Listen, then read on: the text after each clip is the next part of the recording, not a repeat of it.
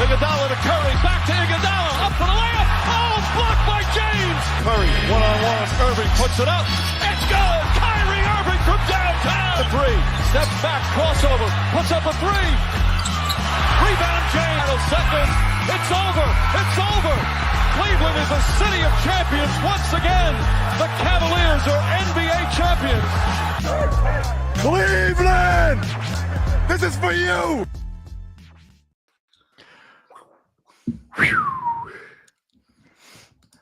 Felt like we sleptwalked through that one. Yeah, for sure. Absolutely. What's up, everybody? Welcome to tonight's edition of the Block the Shot to Stop, a Cleveland Cavaliers podcast brought to you by the Blue Wire Podcast Network, where we discuss the 33-4 winners of 12 straight Cleveland Cavaliers. I am Tim Daniel. Joining me tonight is Skylar Webker. And Skylar, this was you could tell the team was definitely feeling the effects to start this game of last night in that really intense game against OKC. It took them a little bit to get going tonight, but when they did, they got going. That's for sure. I mean, I kind of led with it that we sleptwalked through that one, but it genuinely felt like everybody in the team was asleep until about the fourth quarter. And that's when they started putting the defense on, putting the offense on. Actually, like, it seemed like try. Yeah. It was definitely seemed like the effort picked up. I think they just probably, there was a part of them that just was like, look, like we can't beat the Thunder and lose to the Raptors the next night. This is something Kevin talks about a lot in these back-to-backs, especially a schedule loss more than a team loss, in the sense of, you're probably better than the team you play, but with the way the schedule works out, this is probably not your night. But it looked like it was going to be that way for quite a bit of this game until things kind of turned around. I mean, halfway through the third quarter, it's like 73-68 and it ends up being 132-126. And we're going to get into the game itself. Obviously, no Donovan Mitchell tonight. But look, we all know where this game starts. We all know the story of this game. It's Darius Garland. 40-burger tonight. A 40-burger. He was unbelievable. So looking at the stat line, obviously, the things he did with scoring is always going to be phenomenal, and he was terrific once again. But 40 points and 9 assists, was 4 of 7 from 3, and you talked about it last night. You need to hit your free throws. He was 8 of 9 from the line tonight. Heck yeah. I mean, it really, he was, you can tell that not being in that all-star, he snuck in today with the updated voting, but not being in that all-star, he is taking that personally. He came out after last night's game, and he's such a humble guy, all about team, but he flat out said, I should be an all-star. We should have 4 all-stars. So you can tell that these guys are thinking about that and kind of, I don't want to say taking it personally, but trying to prove them wrong. Yeah. You could say that they are letting him know. There you go. I should have dang. Yeah. That's what I'm here for. I'm here for bad puns and dad jokes. Dad's talking Cavs. Dad's talking Cavs. Coming to a t-shirt near you soon. We call that a tease in the biz. Yeah, man. So Garland tonight, 22 shots. To put in context of how big the offense kind of just was like, F it, just let Darius take over. The second most shots on the team was Karis LeVert with 12. So Darius Garland took 10 more shots than the next person. And also with the, like I said, the 9 assists, definitely earned it. So you mentioned it. Yeah, this is a guy who 1000% should be in the All-Star conversation. He's really been one of the most consistent guards in the league. And it's going to be something where, Devin, look at this. I think we can make that work. A crew neck? Try to get some crew necks made. I would for sure rock a crew neck. Check this out. Right before the Notre Dame game tonight, Iris took the A off my sweatshirt. Maybe that was an omen for how the night's going, but that game's looking rough. Yeah, it's not very fun right now. I'm not having a good time.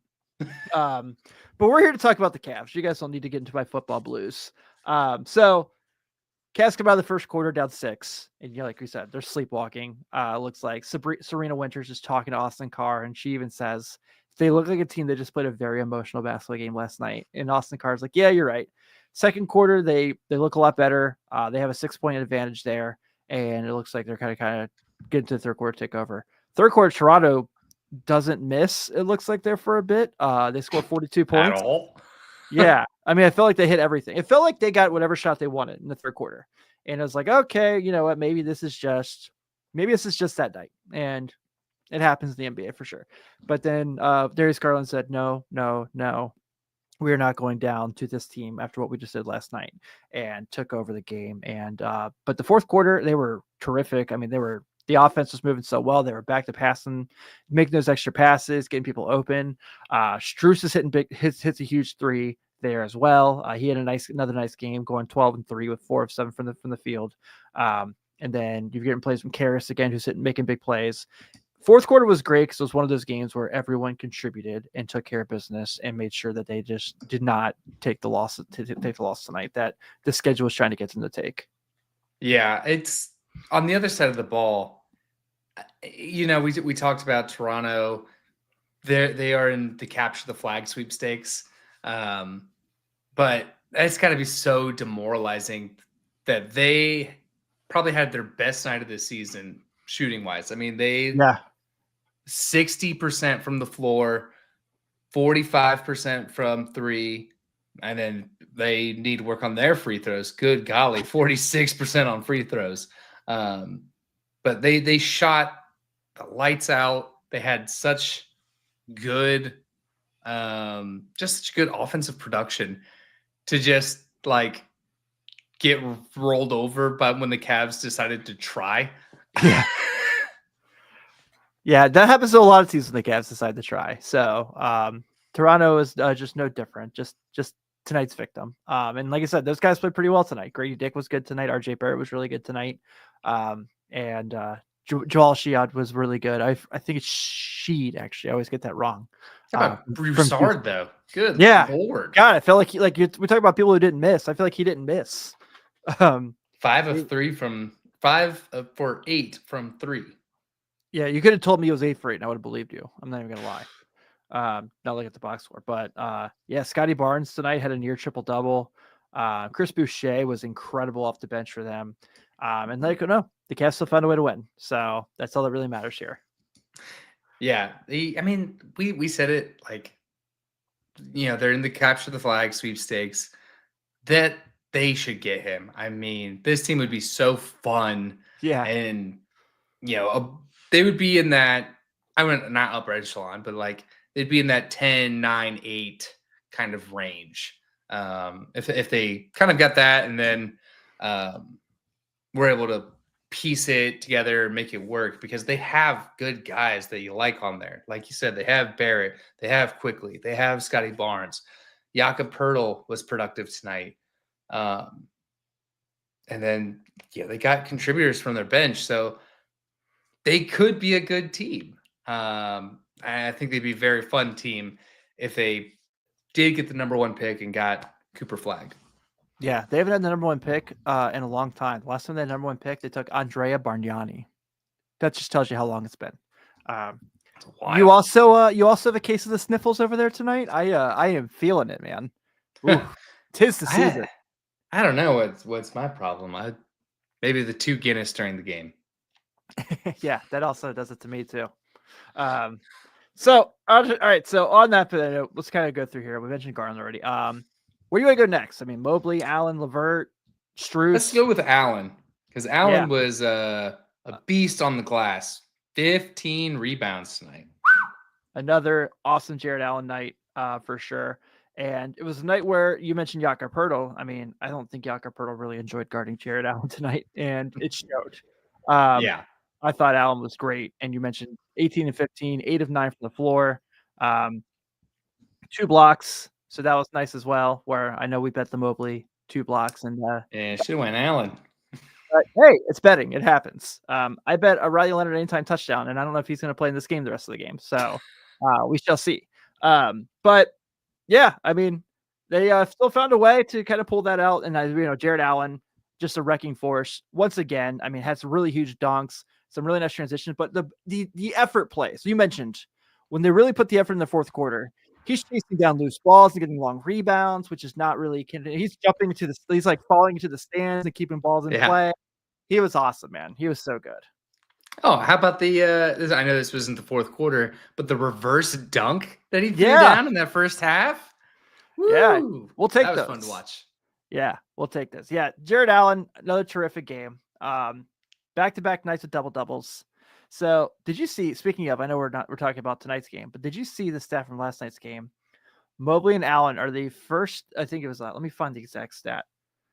It was Mobley and Allen that with their combined scores. They were the first two people, first Cavs teammates since LeBron and Dwayne Wade in 2017 to have 25 and 7 each. Really? Yeah. Don't remember ever Dwayne Wade having a game like that in Cleveland, but apparently he did. So had a one magical night when he was here for the first 2 months. Yeah, he did that cool moment where he's like caught the bounce pass between someone's legs from LeBron. But other than that, yeah, it was kind of. Yeah, I remember that. And then taking a knee when Gordon Hayward just absolutely destroyed his ankle. Yeah, oof. That's I don't like to keep. I still can't watch that. It's it's pretty gross. That was it was the opening night that year, and that was a rough one to see. Kyrie Irving's first game in Cleveland against the Cavs. So shout out Jared Allen, huge night for him as well.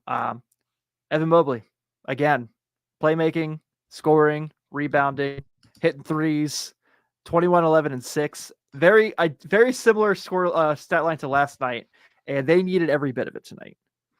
Absolutely, especially when kind of down the stretch there. Definitely needed those threes that he hit down the stretch to kind of keep the game close. I mean, this game never felt out of hand. I think the biggest lead was 11 points or something like that. So just, doing what he can to keep him in it. I do feel like maybe we're feeling the effects on the defensive side. There are the lingering effects from last night and just the emotional game and going up against, all of those guys over there, Hartenstein and Dort and Shai Gilgeous-Alexander, probably feeling a little drained. Yeah, absolutely. The good news is they got a couple nights off. So I imagine they're probably not practicing tomorrow. Would be my best They guess. earned a day off. Yes, they absolutely did. And I thought Kenny did a great job coaching tonight for what it's worth for, dealing with all that stuff. But yeah, it was awesome, man. Kenny once again doing another huge night. So kudos to him for that. It's impressive that, obviously you're not going to burn everybody to kind of win what was a meaningless game. Really the only thing that they're playing for is to keep their distance on everybody else and keep the streak alive. So good on him to not kind of get caught up in, we have to win this game, knowing like this is a flyover game. Yeah. Your best player's not playing tonight. He's taking the night to rest. This just kind of figure it out as you go and see what you can make happen, and found a way to win. So those are the kind of the games where you see this coaching staff and you see why they are who they are and why they're in the situation they're in. So definitely really excited about that, and a huge win for them as well. Karis LeVert tonight, filling in for Donovan Mitchell, getting the night off. Nice night, 18 points, 5 assists, 4 of 9 from 3, stretched the floor. Really, I mean, like you said, offensively, they really didn't miss a beat. They looked just like they did last night. It was the defensive stuff that was kind of taking them a bit to get going. So, but Karis was great, man. Once again, showing why he should be in the conversation for Sixth Man of the Year, maybe with a couple other Cavs bench players. But what a night for him, man. And just kind of stepping in for Donovan Mitchell, taking on the fact that he's guarding RJ Barrett most of the night, and was really good. Yeah. Can you vote an entire bench to Sixth Man of the Year? Yeah, I don't know. I try to think. I remember there was the year that Montrezl Harrell won it, and Dennis Schroeder was second, and they both ended up playing for the Lakers the next year. Didn't J.R. Smith win Sixth Man of the Year too? He did in Denver. Yeah. But yeah, I mean, good for Karis. Kind of keeping up with what he was able to do last night. I think that we've said it kind of going into the season, and it's good to see it still to fruition here as we get further into the season. The biggest thing that we wanted from Karis was consistency. Like, can you consistently get me 14 a night? Can do that on a consistent basis? Not give us some empty games where you give us one. Yeah. I will never let that down. Because for 41 in Boston, next night gives 1. Man, it's hard out here being a bench guy. Like, I don't need 41 in Boston and 1 in Cleveland. I need consistently 15. 21 each night. Yeah, 21 exactly. each night. Yeah, split down the middle. But I think for him, one of the things that really jumps out the most, and we always knew just coming up from his time in Michigan and obviously his time in Brooklyn and Indiana, he was a good playmaker. I didn't realize how good of a playmaker he was, and we've seen stretches this night. Obviously, he's had 5+ assist games a couple times this year, but tonight, man, he just made a ton of plays to help this team out and keep the offense rolling. It was awesome. Yeah, I mean, I'm running out of ways to give Kenny his flowers because he is getting the absolute best out of every single guy on this roster. Whether it doesn't even need the best scoring numbers. Like, can you affect the game in the best way you can? And a great guy, and we talk about it every night, but a great guy of that is Dean Wade. 5 points, 5 rebounds, 2 assists, kind of lower end stats for him. Still a +12 in his plus minus. Still just being a positive effect out there. And yet another win when Dean Wade is in the lineup. I know. Stat Muse, if you're listening, we see you.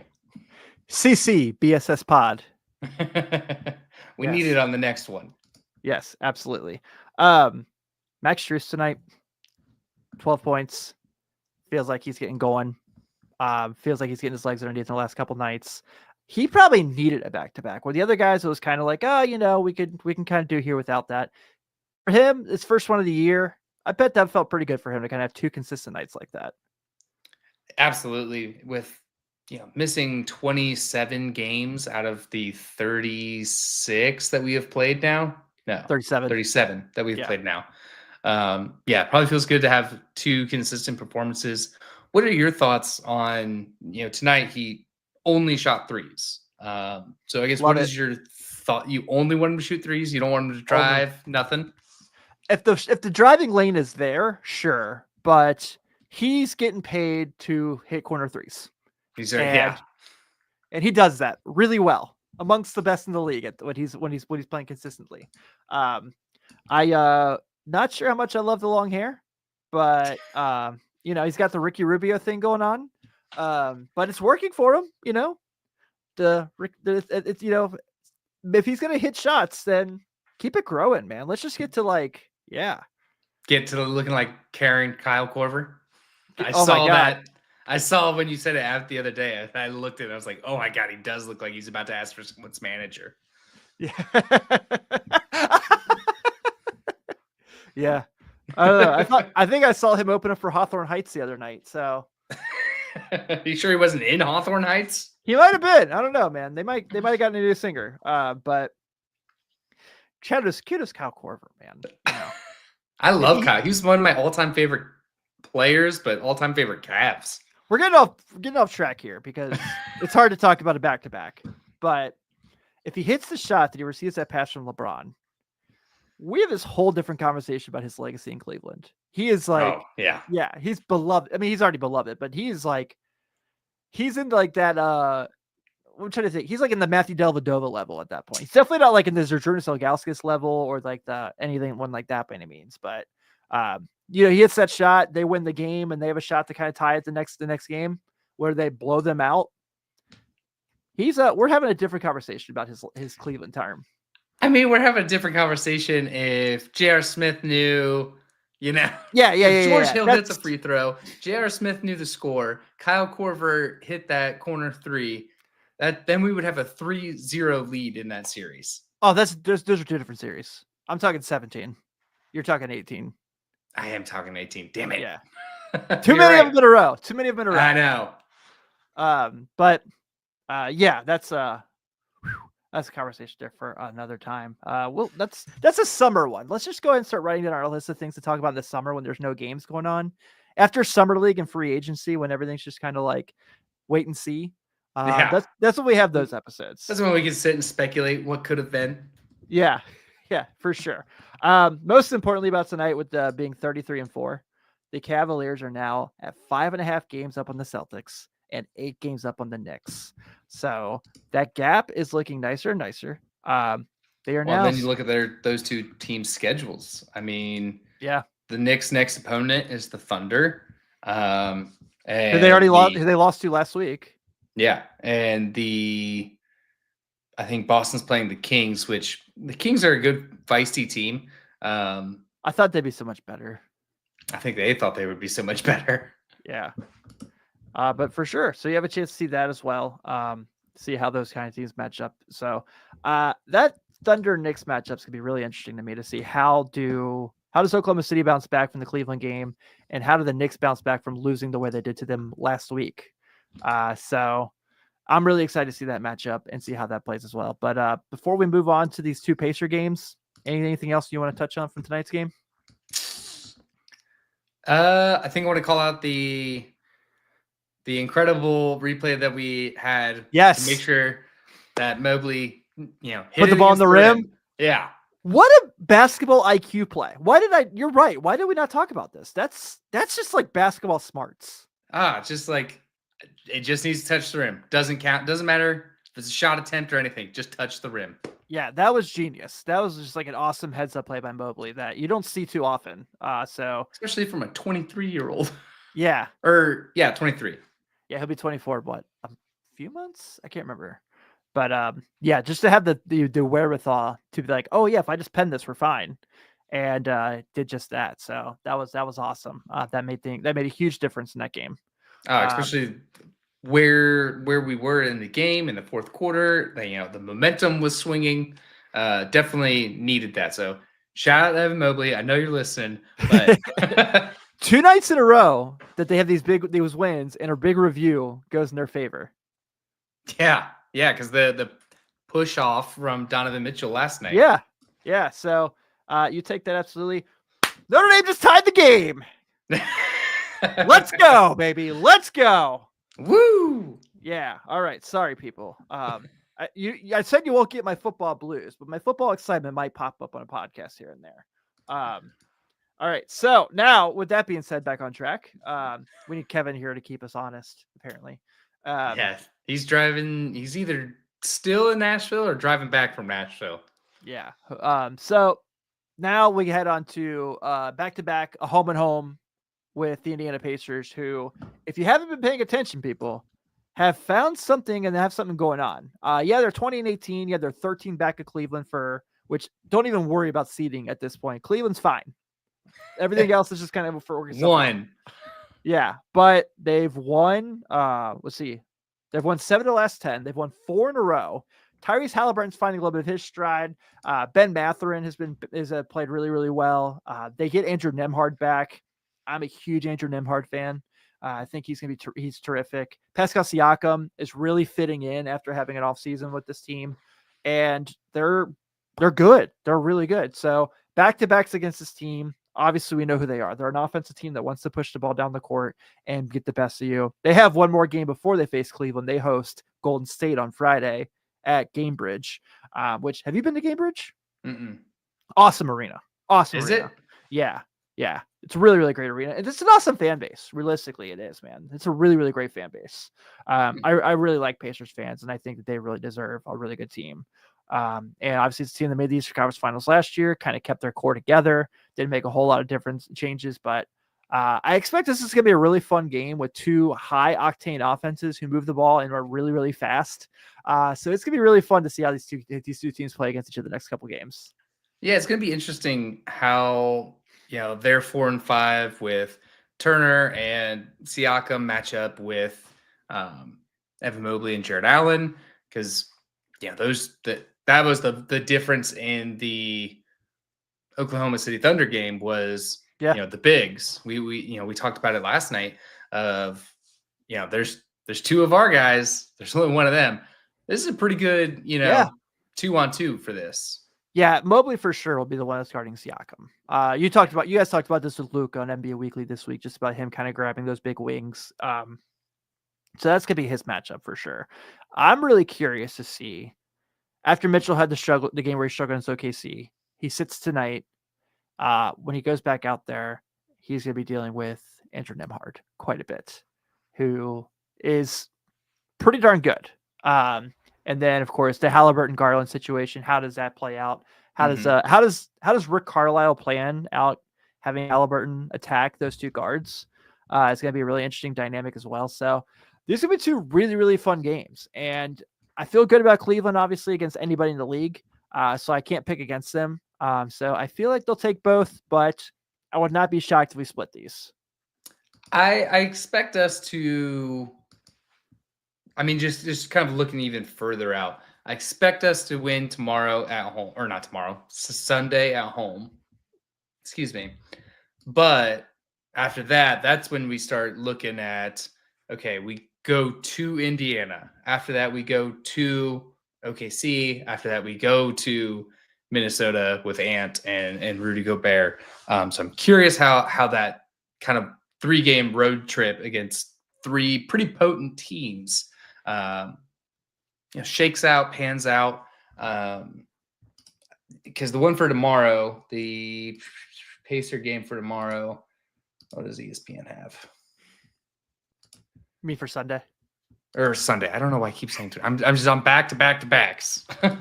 That one's got a 15-85 swing caps. Scott is like, I've done a podcast 3 nights in a row. Just give me the 4th. Let's go, dude. Let's keep ripping them. I've been there, man. I've done the 9-10 in a row. So they're brutal. You're right though. This is gonna be a really interesting road trip. As far as the Indiana game, OKC, obviously that's gonna be really fun because they have an awesome arena and a great fan base as well. Minnesota, anything can happen, and obviously they have one of the best players in the world, like you mentioned, but not a team I'm necessarily like freaked out about. I don't know how they're freaking like sitting where they are. They're 7th right now, so to play in. But yeah, I think it's going to be really big, and I don't necessarily think this is like make or break or like anything like that, but it's going to be a fun few games of challenges for the Cavs coming up these next 4 games. Yeah, and it's not that I'm scared of the Timberwolves. I think they have Ant is great. Rudy Gobert, they paid way too much for him, but is still a great defender. How's that come up 2 nights in a row? I don't know. But like still a great defender, a big man in the paint to go against, our Twin Towers, or our Tower City, I should say. Tower City, baby. So, I'm curious those matchups, but I'm very excited about these Pacers games. Like I said, with Miles Turner and Siakam, I'm curious how that's going to shake out. Who's on their bench? Is anybody good on their bench? Yeah. Ben Mathurin plays on their bench. TJ McConnell. Yeah, he's always good.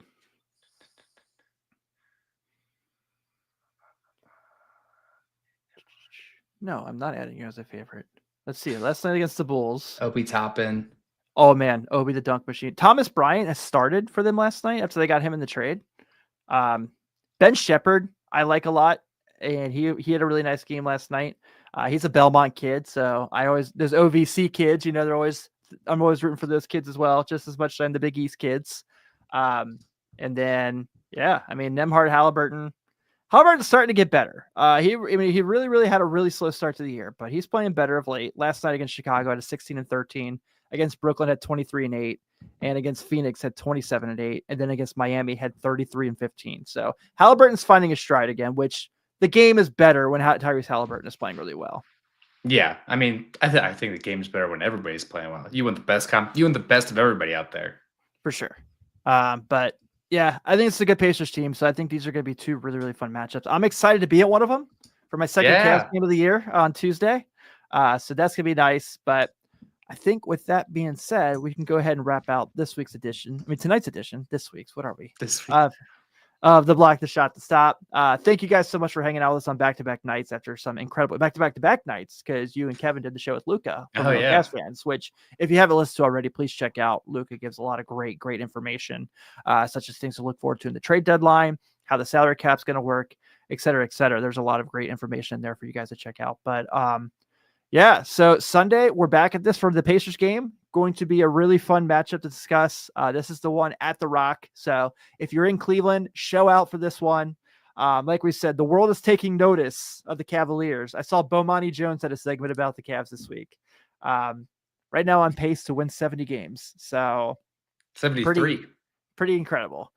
So on behalf of Skylar Webker, on behalf of Kevin Lynch, I'm Tim Daniel. If you're just checking us out for the first time, please, as always, take a second to subscribe to us on your podcast app of choice. If you're checking us out on the YouTube channel, like the many people who have recently joined and subscribed to us, which we definitely are grateful for, please also give us a subscription. And leave us some reviews, talk to us in the shows, leave comments. We respond to every comment. So good or bad, we want to interact with you. We really love it all. So thank you guys so much. Have a good one, and we will talk to you guys Sunday. Go Cavs.